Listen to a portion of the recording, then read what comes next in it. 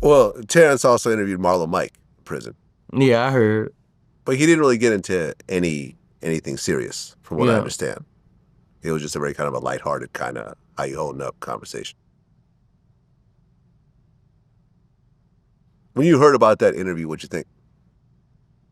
You know what I thought, man. This nigga trying to play with me or some shit. You know, he trolling. You know, I think a lot of times nigga be trolling, man. Nigga. Who, Terrance? Yeah. Yeah, he trolls a lot. That nigga probably don't. Bro, that nigga, I feel like a lot of times he be trolling, but. No, he does. You know, whatever with Boosie, you gonna run into a brick wall, cause you know, I don't know if he might not know, but I'm really like that, bro. Like, you know, I'm gonna die being real, bro. Well, did you hear in my interview?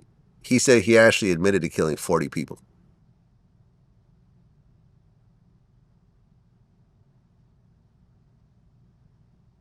How would you admit to that? That's when he cooperated. And he basically, when he told on the other hot boys who were all dead, it was 40 murders altogether. I don't believe none of that shit, man. I'm not saying nobody wouldn't step in, but when you cooperate with the federal government, I don't really believe nothing that the other person's saying. You know what I'm saying? Because you gonna say it how you want to say it. You know, them niggas was getting it in. They was, them niggas was getting it in. That's Louisiana, man. Like, shit ain't no game down there. Like, they don't probably be talking about us, but Louisiana, we get down, bro. I mean, he said something interesting. He said that during that time in Louisiana, well, in New Orleans, specifically, but you could probably say it's about Louisiana in general, is that most murders would just go unsolved.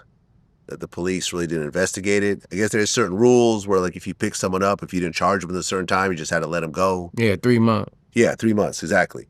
And how things would happen in front of huge groups of people and no one would ever say anything. No one saw nothing. Was that the case in Baton Rouge, too? That's the era we was raised in. Yeah. Before camera phones, before... That's the era we was raised in, bro. Like I told you, nigga walked up on the first nigga I ever saw killed 9 years old and rolled up, like, shit crazy. Ain't nobody never hold everybody out there. Ain't nobody never go to jail. That's that old law, man.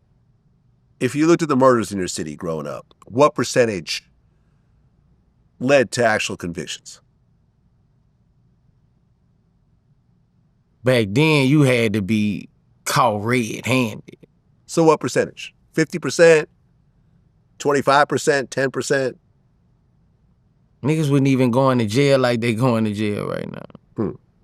Like now you smash one, two people, you hot. You can get away back in the game with that multiple times. Huh. Because people respected the game back then. They don't respect the game now. You know what I'm saying? They thinking about that motherfucking Crime Stopper money. Niggas, they thinking that money will fuck your head up and make you call that Crime Stoppers money for that same dope dealer who then bought you stuff, took care of them kids, did all that shit. But now you're getting your feelings, you'll call them fucking Crime Stoppers and send them over there for $5,000.